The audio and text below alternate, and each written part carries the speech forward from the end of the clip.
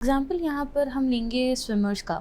तो स्विमर्स का lung power important बहुत ज़्यादा मायने रखता है, क्योंकि सांस रोकना ज़्यादा टाइम तक ये हर किसी के लिए नॉर्मल नहीं होता, एंड जिसके लंग्स बहुत ज़्यादा स्ट्रॉन्ग है सिर्फ वही ये कर पाते हैं।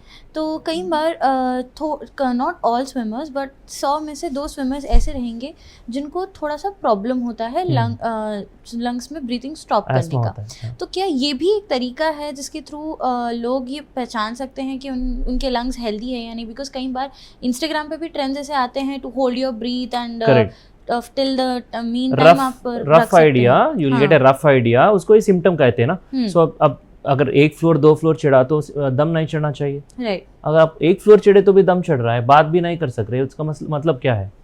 हवा ठीक से नहीं जा रही है अंदर, बाहर भी नहीं निकल रहा है, ऐसा करते रहते हैं उन लोग। और स्विमिंग करना लैप्स रहते हैं, एक ही लैप में पूरा थक जाएगा। उसका मतलब ये नहीं कि उनका एनर्जी नहीं है, एनर्जी तो बहुत है, अभी स्टार्ट किया स्विमिंग, पर उनका जो फेफड़े में जो ट्यूब्स हैं वो तंगी हो जाती है। सेम प्रॉब्लम उसमें जो क्लोरीन रहता है ना, उससे कुछ लोगों को बहुत सेंसिटिव रहेगा। पानी में जाने से पहले ही उनको थोड़ा दम चढ़ना शुरू हो जाएगा और थोड़ा टाइटनेस शुरू हो जाएगा। ओलंपिक प्लेयर्स, जो भी ओलंपिक प्लेयर्स हैं, 7% Olympic 7 to 15% Olympic players have asthma and few of them also win gold medals. So बहुत स्टिग्मा है एस्थमा के ऊपर सोसाइटी में।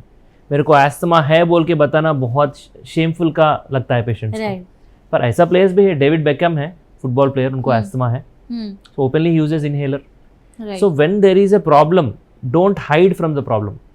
वो प्रॉब्लम से छुपे से आपको कुछ नहीं मिलेगा। फेस करना है प्रॉब्लम को, फेस करके एस्थमा है तो उनका क्या एस्थमा है, किससे एलर्जी हो रहा है, क्या क्यूर कर सकते, खाली कंट्रोल कर सकते, पता करो, पल्मोनोलॉजिस्ट से मिलो। सो उसका सही सलामत ट्रीटमेंट लीजिए तो रिजल्ट तो ऑटोमेटिक आ जाएगा, राइट।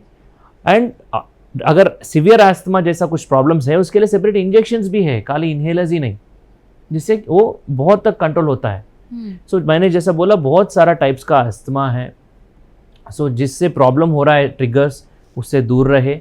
और जो एस्थमा का टाइप आपका डॉक्टर ने बोला कि ये टाइप का है, उसका ये ट्रीटमेंट है, ठीक से लीजिए। सो लापरवाही ना करें और ठीक से इस्तेमाल कीजिए, तो उसका बहुत अच्छा रिजल्ट मिलेगा जी। और कॉम्प्लिकेट नहीं होगा। बहुत पेशेंट्स ये सोचते हैं कि हम अगर हफ्ते में एक दफ़ा 2 दफ़ा लिए इनहेलर फिर भी अच्छे हैं, रोज लिए तो भी सेम है, तो हम क्या करते हैं, हफ्ते में एक ही बार लेते, बाकी का टाइम हम हमारा बॉडी को मेडिसिन से बचा रहे हैं सोचते। हाँ।